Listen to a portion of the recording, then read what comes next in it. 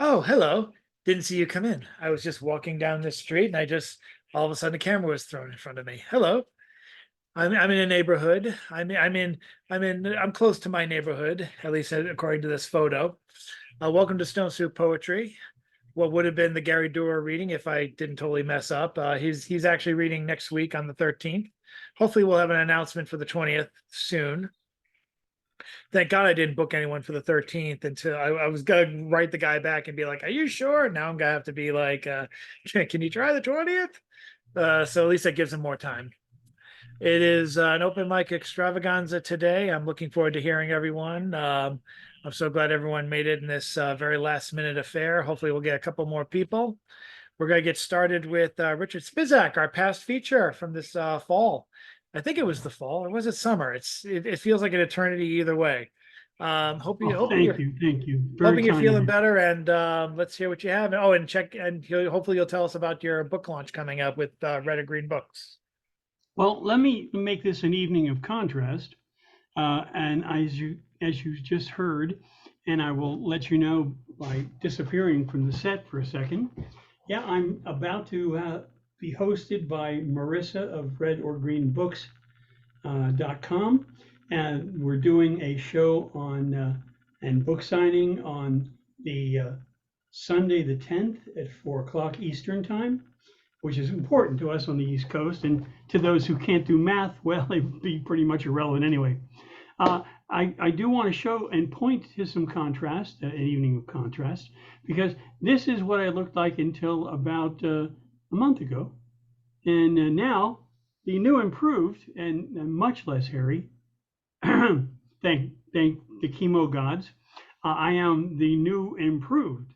Uh, the new improved Rick. So I hope you'll join us on Sunday. Again, be a day of compare and contrast. 4 o'clock Eastern time.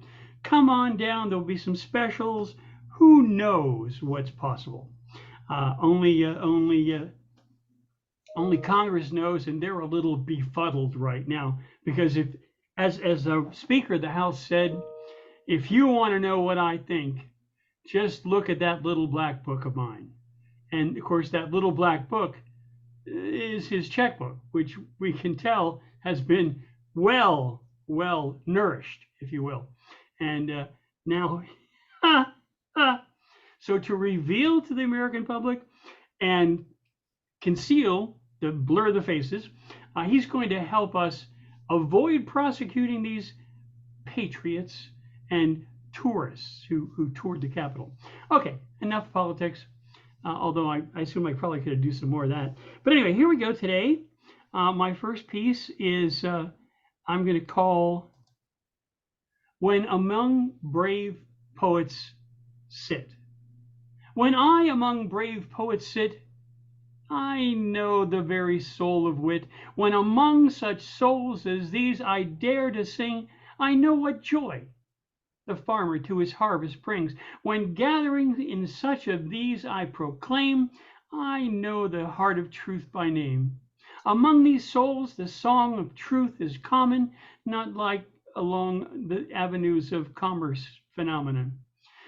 The bold, or say the trembling truth, among these poets speak boldly, bright with youth. And from all these poets wilt thou hear this truth so special, so bold and dear.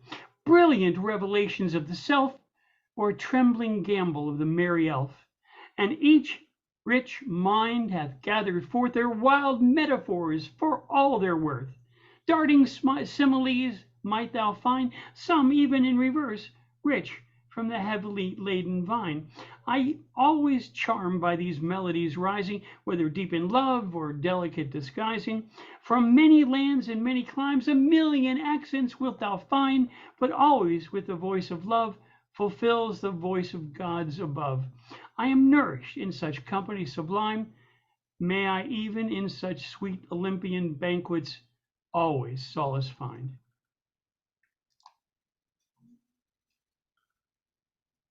Okay, and now I am a bold poet, and you know this because I'm going to read my next poem, which is called Husbands, number 4.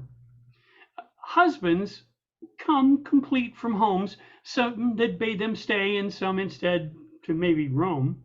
They come complete with even more rules than they have feet, more than enough to confuse every one of history's fools.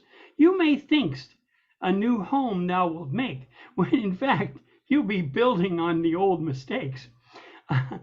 The tighter the hold of family tradition, it may seem like you'll end up thinking you're on completely separate missions.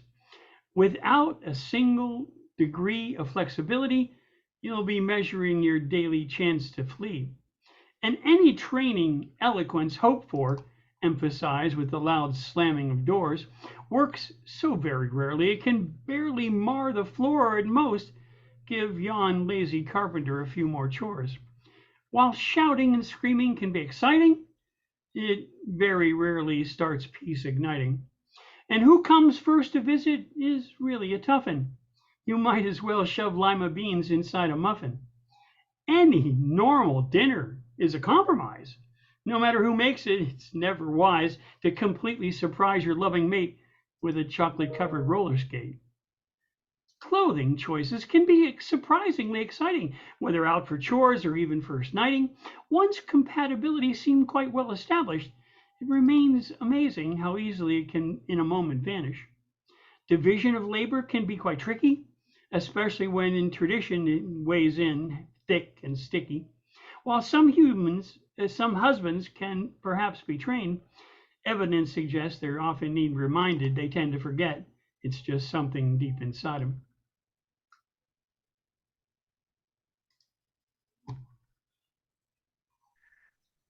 Thank you so much, Okay, Richard. go ahead. Oh, you got one more? One more. Okay, It's a relatively brief one. sure. This is called, it's a very common phenomenon in today's modern liberal society. This is called feeding the hungry without a permit. Seems, my friends, to confront the issue. From it, we may within find copious legal tissue. With some small discernment of the dilemma, I ask, was this what the Nazarene intended? Did he find when feeding hungry hundreds mean that without enabling legislation should be thus forbidden and therefore obscene? Would you take from their empty bellies and take all those victual morsels, bread and jellies, and shake, should only after legal sanctions free the way, only after enabling legislation or interrupt their $80 liquid lunch to say, permitless, thou shouldst not tarry feeding soup to Mohammed, Frank, or Larry, and therefore snatch away unless permitted. Hunger, starvation must be resisted. Think this over-generous dodge and play. In Oklahoma, the legislature saith nay. Even for the poor thou mayst yet pray, though place no food upon their plates, and though hungry, starving, aren't they great? But unless thou be permitted, they must without crumbs just wait. But do not feed 'em without a permit, 'cause litter they, clodding up the sacred holy firmament. Feed them not without a permit. Far better leave them in hunger's torment.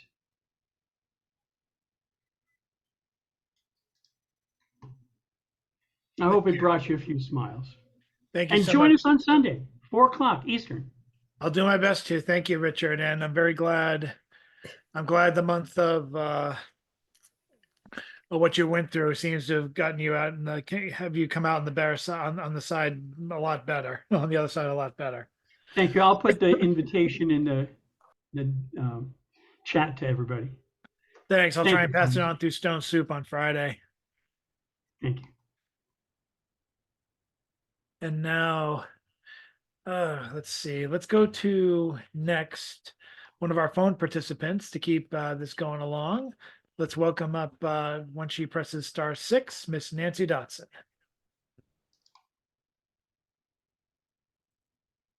War in Gaza. The need to fight is there upon endangered species everywhere. I hope the number of dead will cease. Unfortunately, the dead will increase, especially in the Middle East. Thank God I'm not a fighting age, lest peace comes when battles are planned. Anger and hatred must go. God loves us and we love him. Bring peace, especially in the Middle East.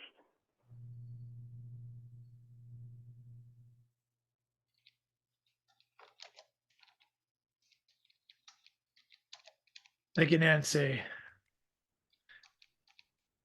Just wanted to add that Jan Rowe and James Van Loy send their regards. They're actually doing a reading tonight for the Black Seed Writers with John Lane and a couple other Stone Soup regulars and past and hopefully future.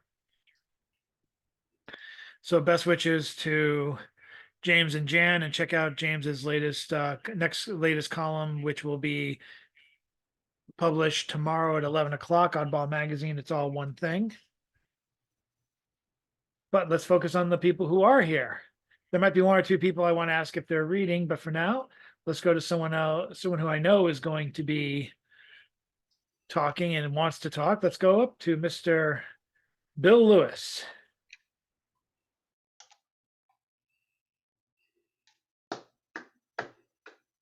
Oh, heavens to Murgatroyd, Chad, you have me with my camera off and I'm confused. And which way is up? Oh dear. Anyway, I am just getting ready. These things take time. You don't want to look. I love the shirt. Isn't that beautiful?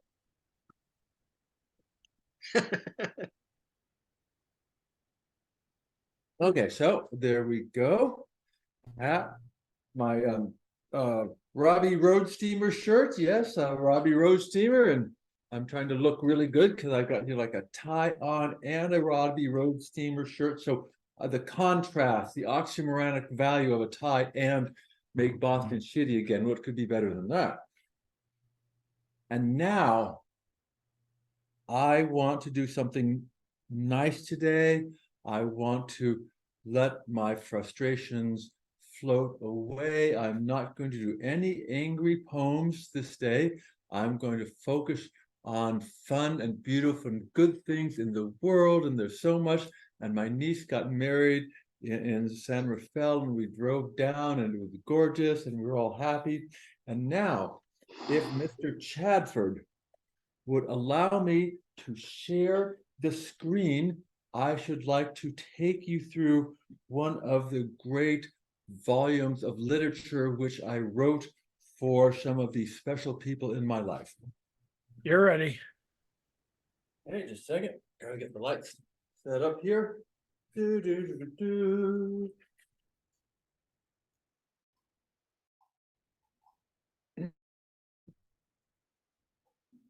So, being a very creative person or a nerdy person, whatever it is, I am occasionally inspired to write books. So here we go. This is the exciting book. Everybody loves to do something. A book for Rebecca and Matthew, who are 5 years old, by Daddy Bill on January 1997. Let's go find the exciting things of people doing things. So, some people like to play volleyball. That's Mommy. Some people like to hike. That's Daddy and James. Some people like to play with little balls of paper. Those are the kittens. Do you know what Daddy Bill likes? They called me Daddy Bill. I kind of got off on that.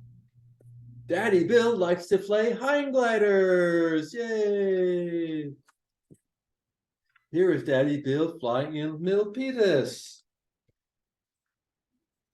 When you go hang gliding, you need a good truck to drive. Sometimes you have to drive up very steep dirt roads and a normal car can't do that. It's especially good if the truck has clouds on it. Next, you need a place to go that's pretty. This is the hill over San Bernardino where we fly.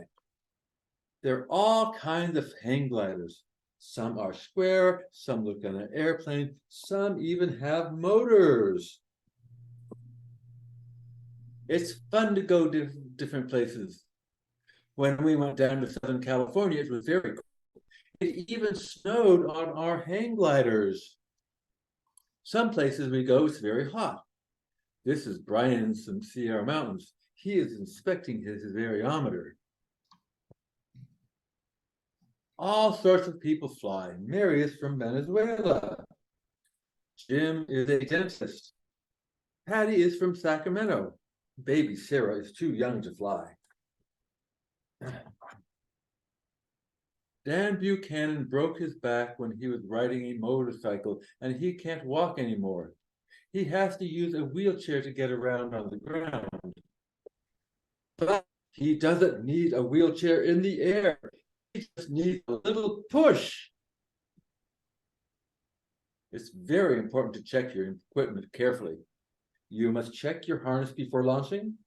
You must check your nose wires while you are setting up your glider. Gives you better vision. Oh, it's so hard to get lighting.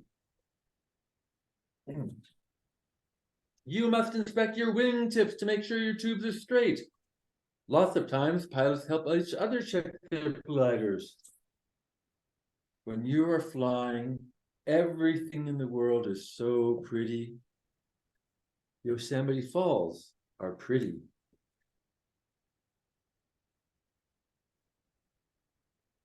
One time we went down to Mexico. We drove up a very big mountain where there was a statue of the Virgin Mary. We had to wait a long time to fly. Mexico is very pretty. We used a big old truck to carry all of our gliders. The people were very curious.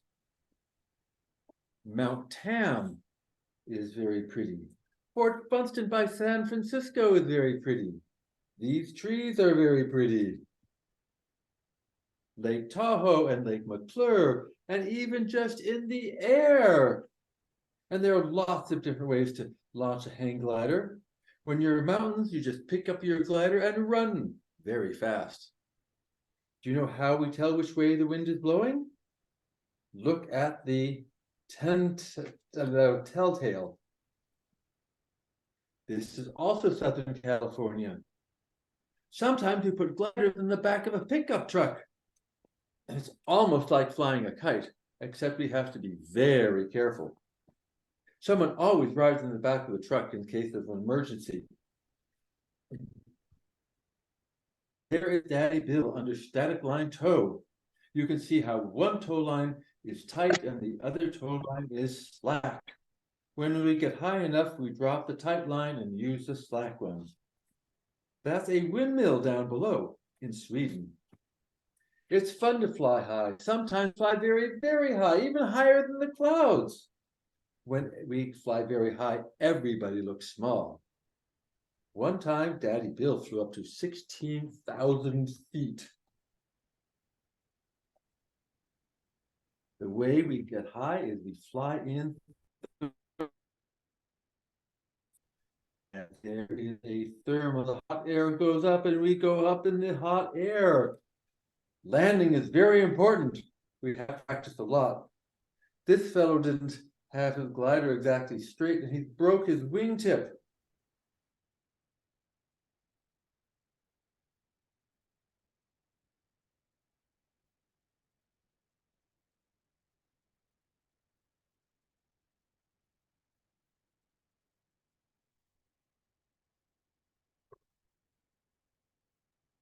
Are you all set, Bill? We couldn't, oh. We lost your And so voice there for are a second. all my friends, and they're all the kids, and there we all are having parties and carving pumpkins. And that is the end, the glorious end of this wonderful volume on Everybody Loves to Do Something. Ta-da! I made 2 copies of it and sent it to the kids, and that was Christmas.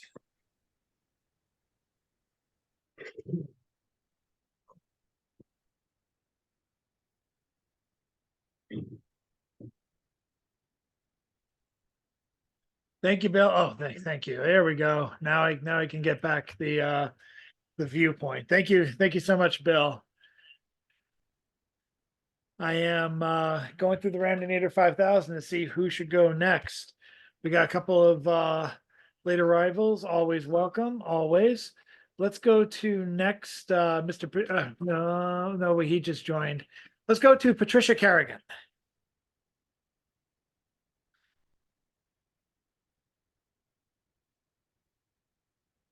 Let's not go to Patricia Kerrigan. Let's go to, oh, here she is. You're muted again. No, There you go. that's because I was handling a sink problem. I fixed it. That's why my hands are wet. I had a problem with my drain, but I took care of it with the plunger and drain or whatever. We're done. Okay, how many poems do we read? Is this going to be a round robin, I guess? We might do a round robin depending on how people feel, but you can do 2 if you want. Okay. You generally do like medium to shortish length, so you're good. Okay, this was just nominated for Pushcart Prize for yay, for the Rainbow Project Poets Wear Prada. Yay! Gonna read this. Wild is the wind, inspired by Nina Simone. Do you hear the wind? See that scarlet leaf dance on concrete. I am that wind. I am that leaf. I am that dance in the distance. Ms. Simone sings about spring and kisses in a dervish trance. You cling to that leaf. Oh, I'm sorry, I messed this up. Sorry, can I read it again? Take 2. Thank you, because I'm really, with the kitchen problem. Okay, here we go. Start again. So sorry, everybody. Wild is the wind. Do you hear that wind? See the scarlet leaf dance on concrete. I am that wind. I am that dance. I am that leaf. In the distance, Miss Simone sings about spring and kisses. In a dervish trance, you cling to that leaf, embrace the wind. The wind is wild, and logic and fear surrender to oneness. The wind is love, and love is a light that has no end. Thank you. Now, how about some light colored stuff? Hanukkah Kitty. Tomorrow. Hanukkah cat coop. Kosher kitty spins a dreidel, wins more treats. Kosher kitty spins a dreidel, wins more treats. Hanukkah kitty looks for catnip, 8 days of meows. Hanukkah kitty looks for catnip, 8 days of meows. Hanukkah lights shadow the cat, nibbling on latkes. Hanukkah lights shadow of the cat, nibbling on latkes. Catitude escalates on Hanukkah. Oy vey izmir. Catitude escalates on Hanukkah. Oy vey izmir. You want to do one for the Christians?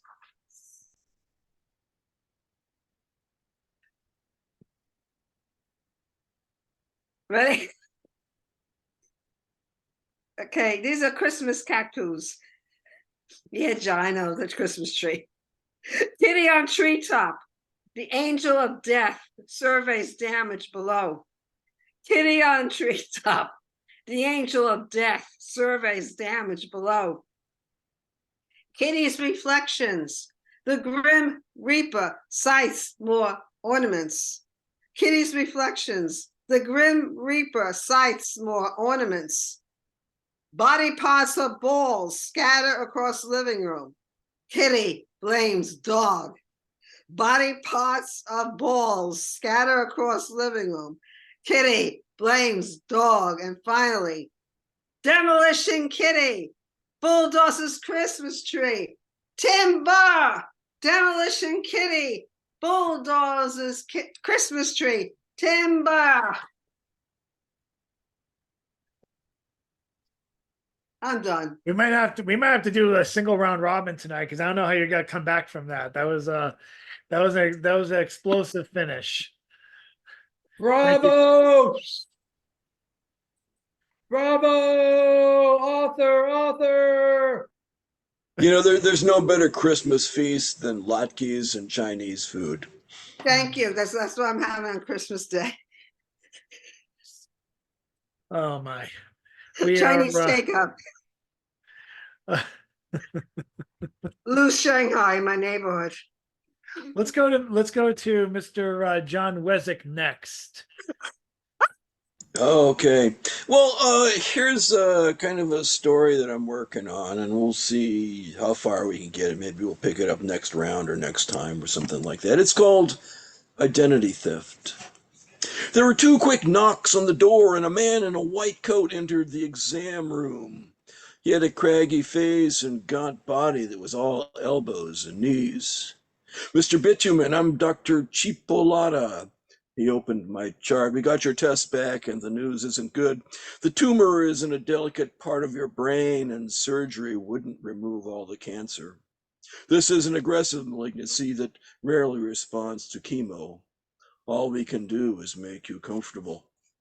The best way to lift your spirits is with movie musicals. There's a hospice that looks just like the Tyrolean village in Sound of Music. You can spend your final days enjoying a morphine drip along with tunes from Going My Way, A Star is Born, Oklahoma, Mary Poppins, An American in Paris, and Singing in the Rain.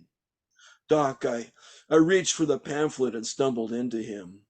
When Dr. Chipolata caught me, I slipped his wallet out of my pocket and dropped mine. Sorry, I pointed to the floor. Is that yours? When he lifted the wallet off the floor, he squinted in pain and held his hands to his head. Now I was the doctor, and he was the patient. It's the tumor, I said. Let me help you out of that coat, and I'll write you a prescription for oxy. I rolled up the sleeves of my oversized white coat before accompanying Mr. Bitumen to the waiting room where Edna sat next to young Becky. Mrs. Bitumen, your husband expressed interest in movie musicals. I handed her the pamphlet. Try to make Harvey's last months enjoyable. I strolled to the reception desk. You're not Dr. Chipolata, the nurse said. This says I am. I held up my ID card. Guess I was mistaken. June Scallion's here again. I put her in room 3. Okay, I'll take a look. I entered the exam room and dropped the patient chart. With her tattoos and piercings, June Scallion exuded the thrilling sexuality Edna never did. She kicked her legs back and forth atop the exam couch, offering me glimpses of the leopard's print panties beneath her miniskirt. What can I do for you, Ms. Scallion? Call me June. It's the pain, doctor. I need you to renew my oxy prescription. That's a powerful drug, I said. It could be habit forming. But I'm in such agony. See how my heart's racing? She took my hand and held it to her chest. That does seem serious. I felt her breast through the thin cotton of her t-shirt.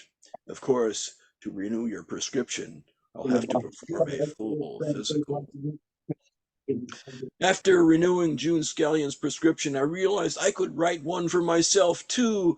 By the time I had to perform afternoon surgery, I was feeling no pain. How hard could it be? After all, I'd seen plenty of operations on TV. This is our new intern, Dr. Wiley Stopwatch, the anesthesiologist said when I entered the operating room. Glad to meet you. I reached out to shake hands. Doctor, I'm sterile. Young Wiley backed away. Sorry to hear that.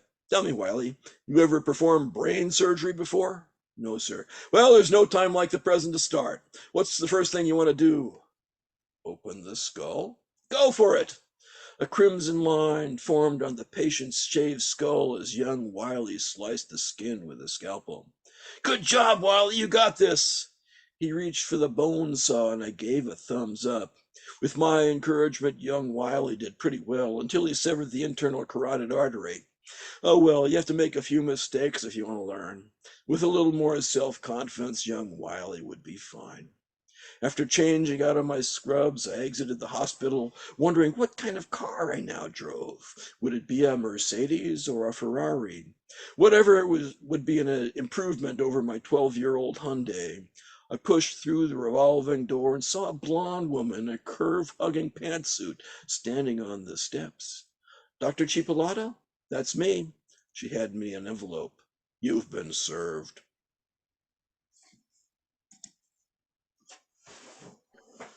And if anybody hasn't noticed, look up the term Chadford in the Urban Dictionary. Please do not. Please do not. Oh, good Lord. Thank you so much, Sean. We are, yes, we are. Let's go now to, let's go to Carol Weston. Let me press the buttons necessary for her to be unmuted. Carol, let's have you do your thing.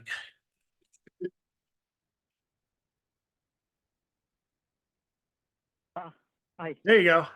angst, angst out along the street of the particular, leaving my bags of books behind. The fruit for sale was glistening with flies. Likewise, I too was powerless. I opened giant vaginal lips, and in hordes, the cripples and the insects crawled upon my shores. Azraphel, angel of death, hands around her neck. I have come to introduce you to death, Azraphel said. Hold your hands tighter, so I can see my destiny.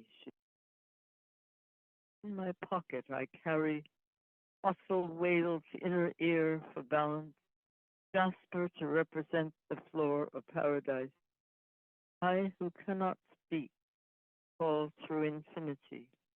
My voice echoes, stairway to heaven. Azraphal, angel of death, protect me. Thank you.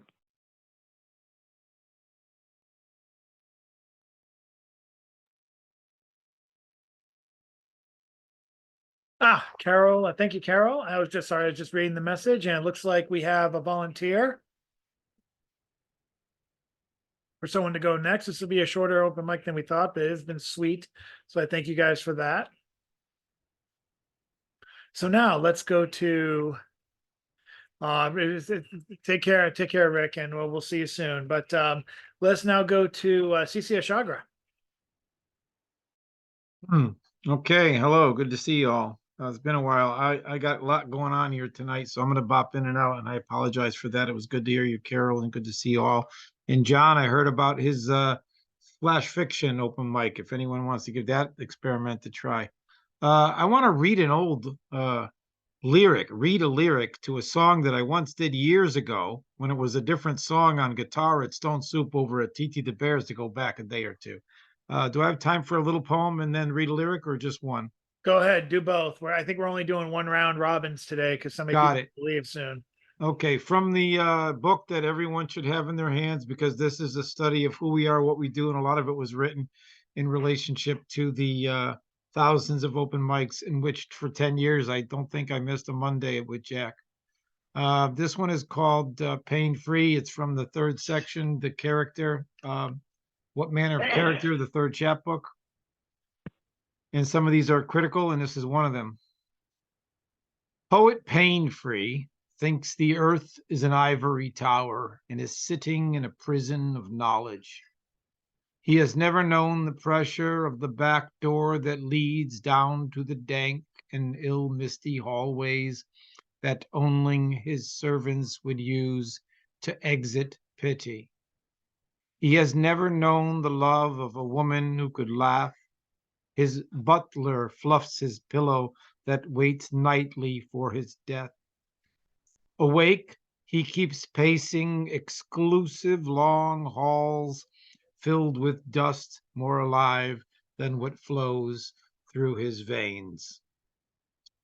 Pain Free, Poet Pain Free. And I forget the name of the original song back in the day, but it's now called The Future of Water, and I'm working it out on piano. And these are the lyrics as they stand. The future of water, the future of sunlight, the future of air, may we breathe. The presence of our hands, the presence of our words, the present is our thoughts, our deeds. So What are we doing to this world's tomorrow, to our universal earth seed? Do you think your fears claim right an eternity of God fights to damn the diverse human being? Why damn the future of water and sunlight and air? Why reign over life to only leave our ruins here? The children will come into all that we leave them as slavery, waste, and machines. The children may come to be ways that we rear them with righteous, safe fears and disease. The diseases of water, the diseases of sunlight, the disease in the air we believed. As the presence of our hands and the presence of our words deny, we fuel killings with greed. The morning is coming, we're hungry and thirsty, and why? Why should we let the few bottle the waters of life? If sharing means not enough natural resources for all, why should we kneel to the gods of greed metering life? There's actually 5 lines. One of them is going out. I'll read them all. Till the future of human means warring is all we're good for. Those 4 are going to be 5 are going to be 4. The future of water, the future of sunlight, the future of air, may you breathe. The presence of our hands, the presence of our words, the present is our thoughts, our deeds. May we breathe, may you breathe. Let us breathe. Now breathe. The future of water.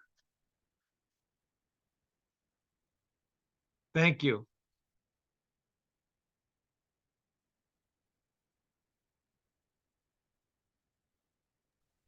Thank you, CC.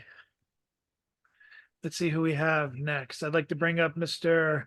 or Magister, Mr. Magister Galt, and Mr. Edward S. Galt.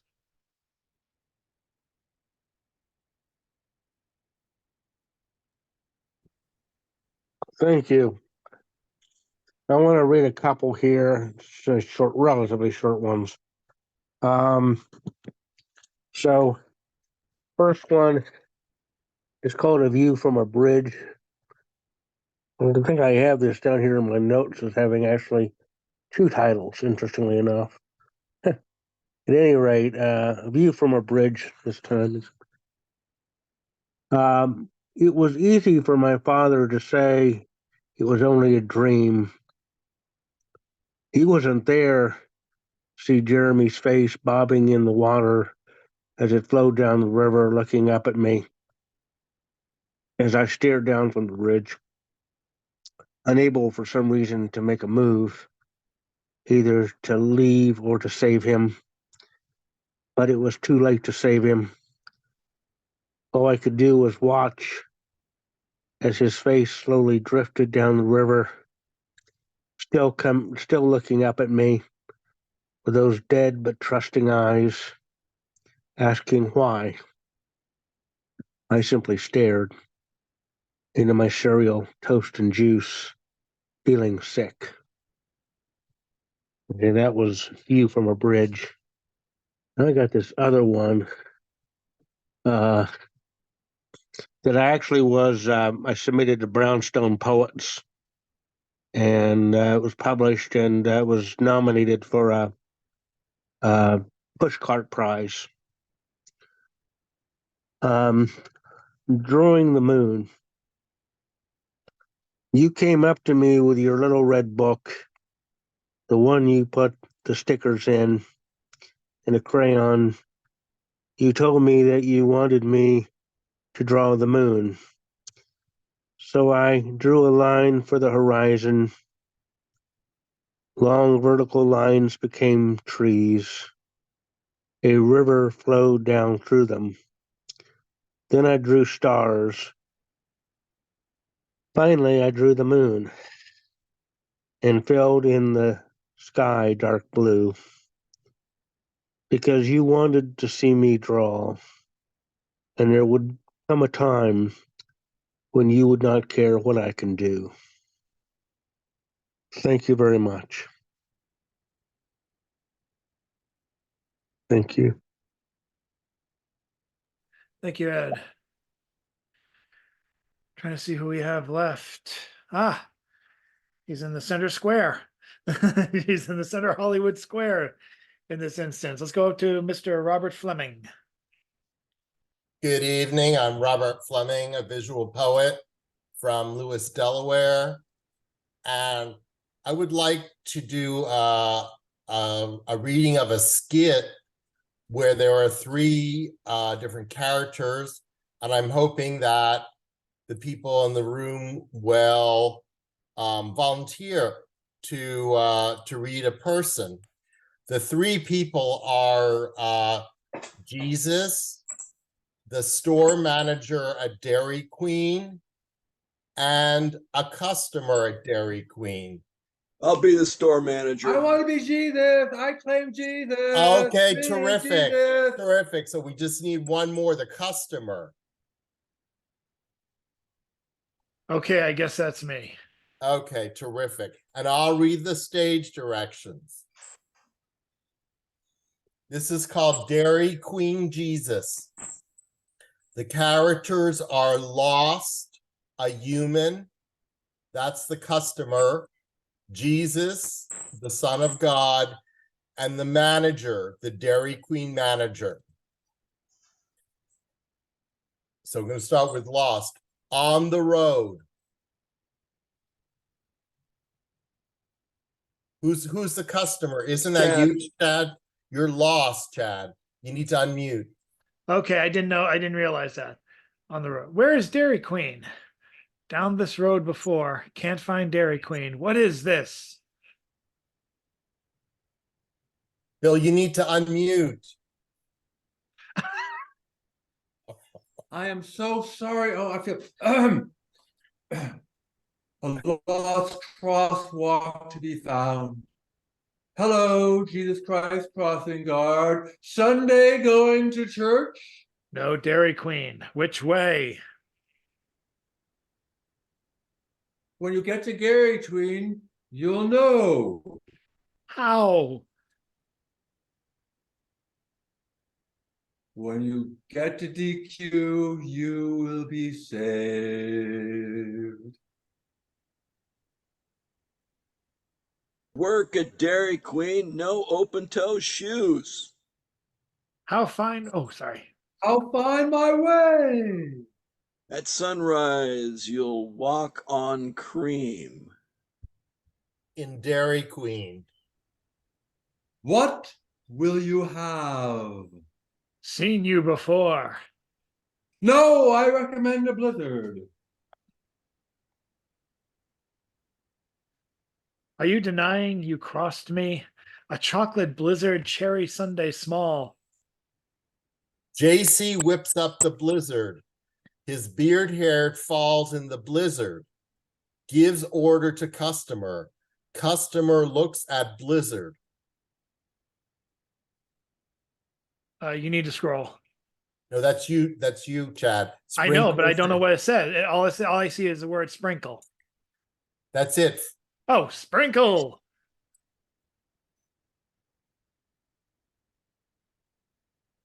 Hair. Page. Jesus, it's your line. This blizzard hair is my body. Cherry sundae, okay. Cherry sauce is my blood. Sunday, okay. Make me another blizzard, no hair.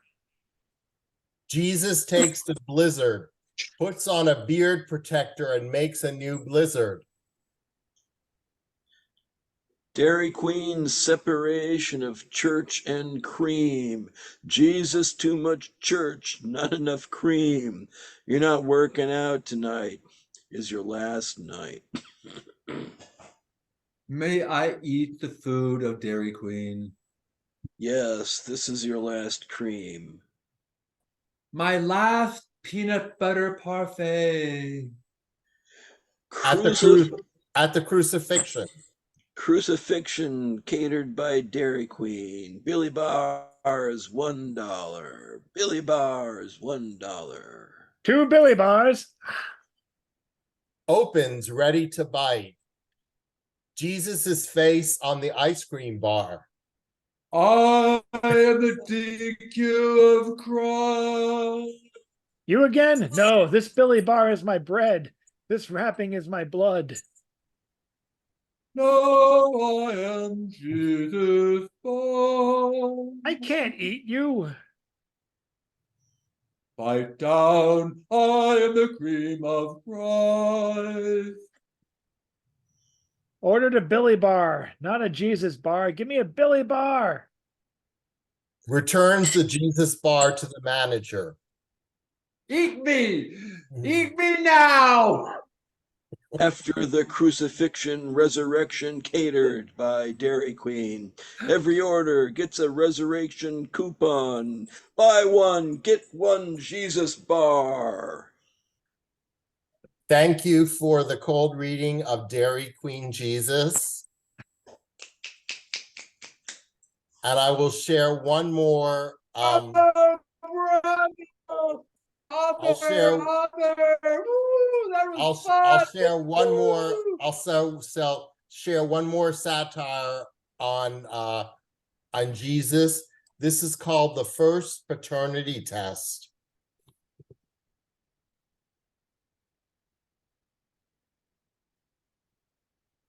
Thank you for letting me bring Jesus Christ to Stone Soup.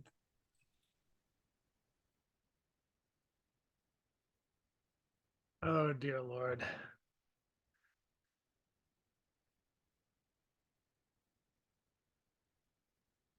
Well, that was interesting. Jesus God. All right, so Yeah, next time it's going to have to be a musical so Chad can sing. no. Oh yeah, a total musical, man. Do we have time to do you think we want to do another go? All right, we'll start with Richard Spisak had to leave, so we're going to start with Nancy Dotson again. All you got to do is unmute yourself, Nancy, with *6.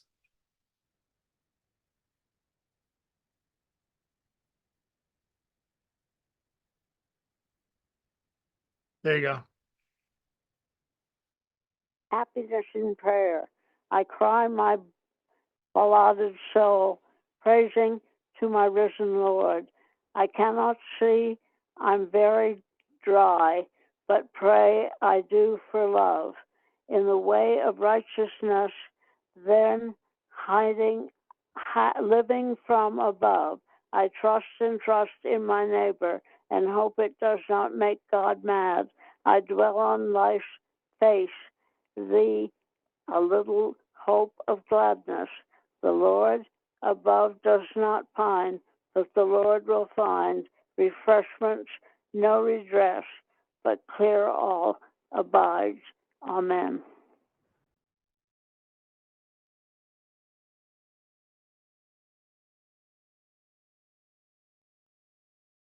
Thank you, Nancy.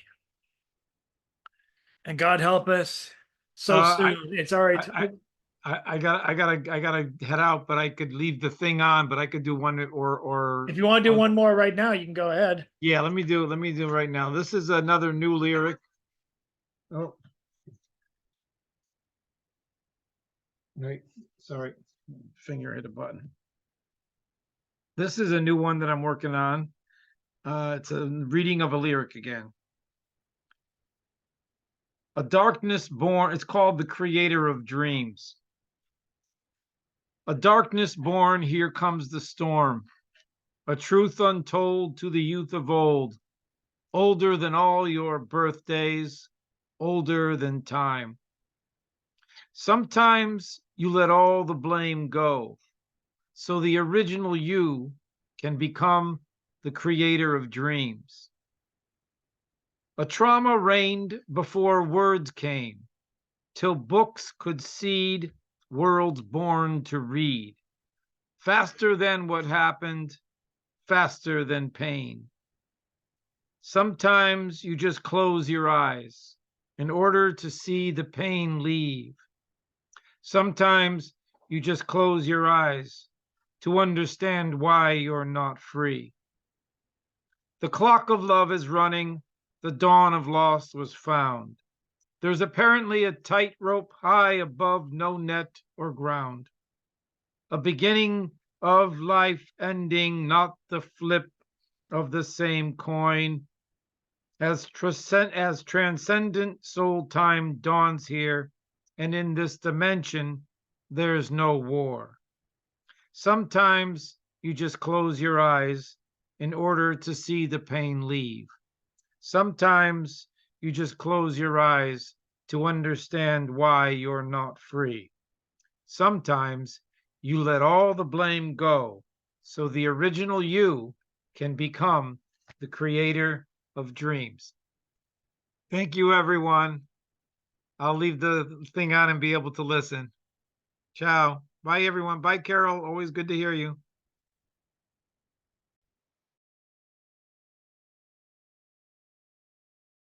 Thank you, CC. And now we'll go back to where we were playing before, Mr. Bill Lewis.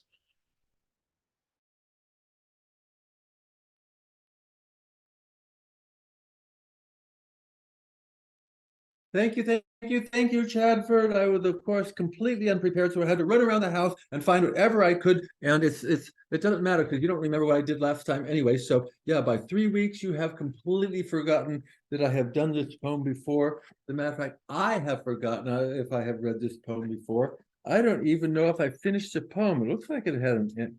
I don't know if it has an ending. Well, I'm just going to read it. And if we get to the end, we get to the end. If we don't get to the end, Chad will just cut me off. Quotation rumination. The rooster crows, my bladder explodes. I rush to the room of relief and get my relief. Damn bladder, I fear I have trained it. It knows I'll comply when it demands. Coffee, coffee brewing. Oh yes, my nostrils are in heaven. I don't like drinking coffee as much as inhaling its fragrance, enveloped its warm embrace. Coffee and my brother Sandy. The events of the world, our plans for the day. If the plumber isn't sick, if our muscle is up for it, I could never lift what he lifts. I don't intend to try.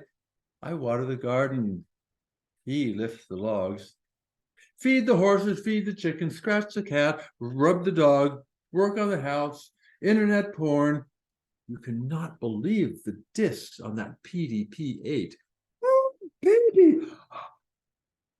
Oh, Facebook writing and poetry are preparations, all preparations for the day today to move in. I dream about this day, sitting there at the oaken desk, gazing out the window at my memories or class lessons, all my books standing proudly in elegant bookshelves behind me.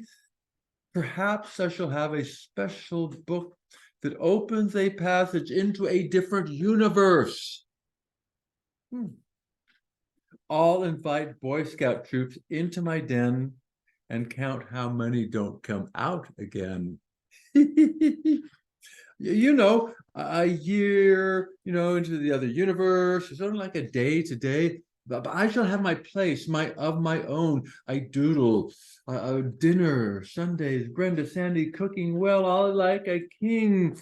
Fox News and film noir, dog, cat, chicken, horses, bed.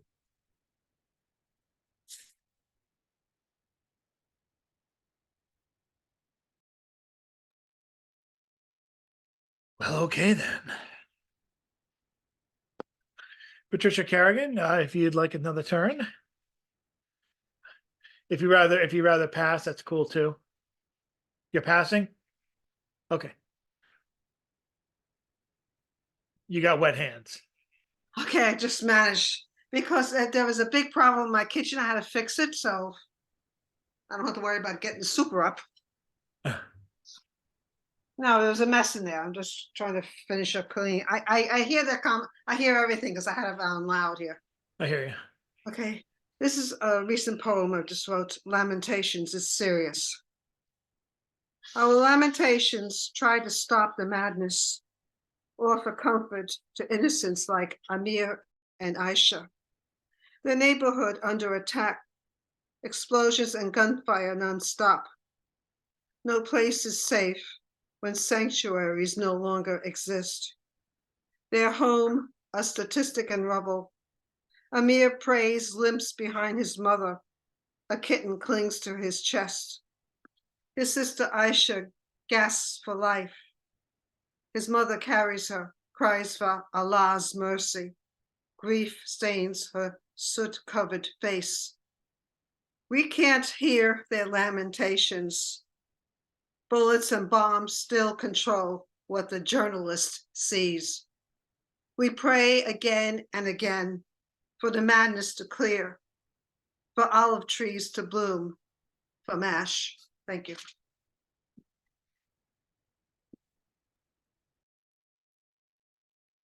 And boom, we are. Let's see if we can get another chapter of the John Wessex tale, and the surgery on the Yes, fly. you can. My advice is to settle. Paddington Bludgeon Esquire had a head shaped like a bullet and a body like a 30-round magazine, the kind banned in California. He'd hung his suit jacket on the coat rack and sat at his desk in shirt sleeves and vest. But they're asking for $5 million, I said. You're lucky they don't ask for 20. He twirled the tips of his handlebar mustache. Your botched surgery left the kid paralyzed. If this case gets to a jury, they'll take you for 100. So there's nothing we can do? I inched toward his jacket, slipped my hand into the breast pocket, and felt a sting. Ow! I jerked my hand away and shook off the mousetrap that had bitten my fingers. I've been in this game long enough to know a desperate client might be tempted to take my place. Their lawyers aren't just going to take you to the cleaners, they're going to soak you in perchloroethylene, put you in a big drum, and spin you round till all your cash rinses out. The job market's tight, but there are always openings in musical hospice. Try this one. It's made to look like a shtetl from Fiddler on the Roof. Staff gets free rooming and all the matzah you can eat. He handed me a pamphlet. My advice is to take voice lessons. Singing, Nazis, Jewish ghettos, no thanks. I needed to swap identities fast, but word had gotten out that I was radioactive. Women clutched their purses and men stayed out of arm's reach when they saw me coming, so I headed down to the Jaundiced Rabbit on Skid Row. Excuse me. Give me a bottle of Montrachet Grand Cru. We don't have that kind of drink here, mister. The bartender spit into a glass of $2 wine and slid it to a woman in a mangy fur coat. Then give me a bottle of your best whiskey. I laid $100 bill on the bar. The Jaundiced Rabbit catered to day drinkers and alcoholics. Today's clientele included cast members from Cats and The Wizard of Oz in their moth-eaten costumes. I left my wallet halfway out of my hip pocket, but there were no takers. A news story on the TV over the bar explained why. Students at Rutherford B. Hayes Middle School are staging a musical about the paralyzed second grader Jimmy Tortellini. I'm speaking with homeroom teacher Madeline Inkblot. Madeline, what motivated students to perform this story? The reporter pointed a handheld microphone at a middle-aged woman in a peasant dress. One of my students' best friend's cousin knows Jimmy. When the children heard about Dr. Chipolata's criminal negligence, they decided to take action. Jimmy's case is a cause célèbre in Hollywood, so Andrew Floyd Webster wrote the music. Even better, we're taking our play on tour, visiting 16 cities in 5 countries. Amazing! We can only hope that other students follow your example of civic engagement.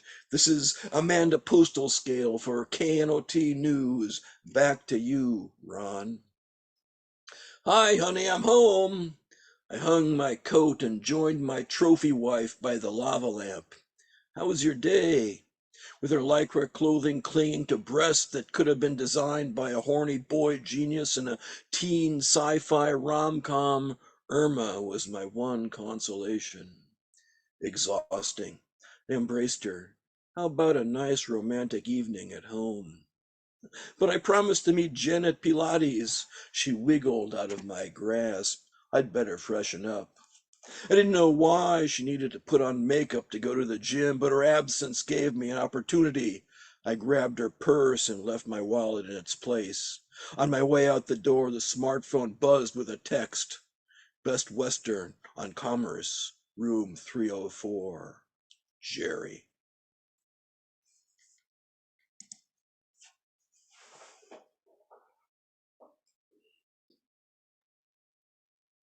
Can't wait to hear the rest.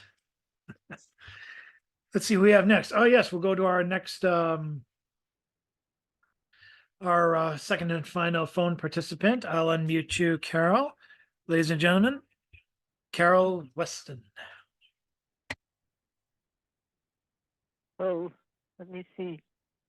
Burning Lake.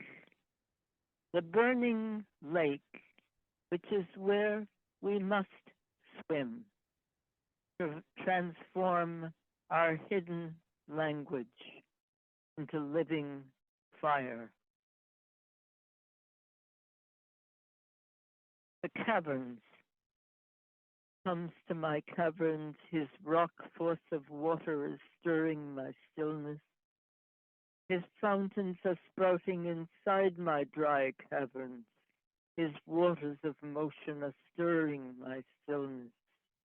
I'm lying and waiting, rocking, water, waters of power. Break down.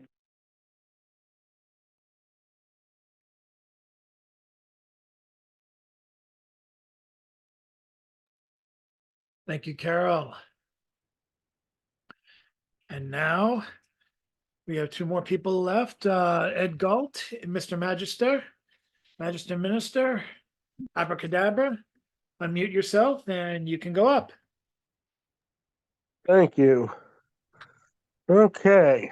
This one is called Jump Rope. Okay, let's see if I can get situated here. Oh, okay. The idea of the game was to jump the rope as it came to you.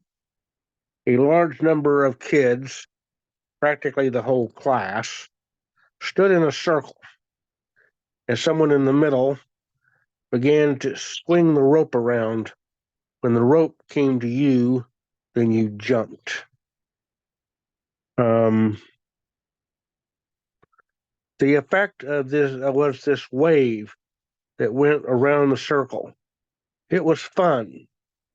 We had been at it for 2 days, getting it down, getting it just right, making it even more fun. A lot of kids wanted to be the one in the middle, twirling the rope around. Everyone had to wait their turn. Mine came on the second day. I had completed the third round when the teacher blew the whistle. The teacher had seen enough of the fun. When I approached Mrs. Hahn, who was 300 years old at least, and some kids swore had played a role in the founding of Overland Park, she accused me of disrupting the game of jump rope all the kids wanted to play.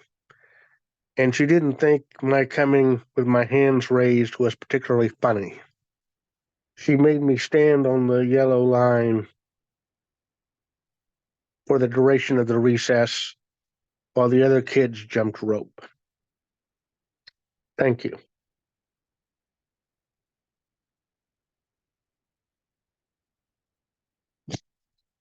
Okay. Oops, there we go. Thank you, Mr. Galt. And Mr. Fleming, Would you like to close out with one more? I don't know how you can top Dairy Queen Jesus. It would be my delay. I want to share that one of the features here at Stone Soup over the summer, Ellis Elliott was here over the summer.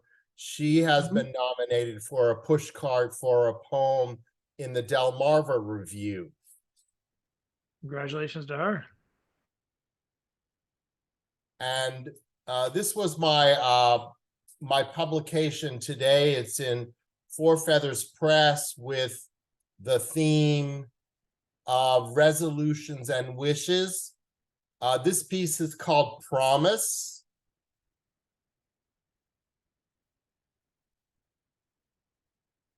And then this is the follow-up. It's called Broken Promise.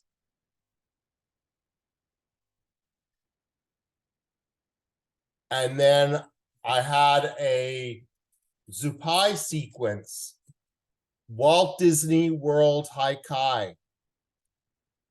Walt Disney World closed. Tinker Bell's fairy dust sprayed. Walt Disney World opens. Tinker Bell brushing butterfly wings brushed blue. Flightless butterfly. Imagineer block. Walt Disney's ashes.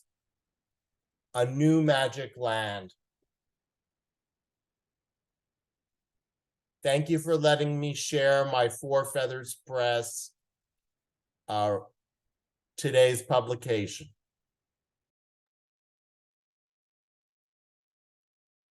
Thank you, Robert, and thanks to everyone who came out tonight. The feature who was supposed to be here today, or at least who I said was going to be here today, is going to be here next week, and hopefully we'll have a great announcement for the 20th. I'm holding out for someone with another book deal, and hopefully we'll have more announcements for January coming up. A lot of books have been released in the last year, so there's a lot of features to get to. We might not even get to them all by May, but we're going to do our best. And thank you guys for coming out tonight. We'll do one last tired wave. I guess CC's emoji, CC's symbol down there is technically waving already. And very good. And thank you guys very much. It'd be like this every week. Well, I hope it's not like this every week. I don't screw up every week, but thanks. Thank you guys very much, and have yourselves an excellent evening.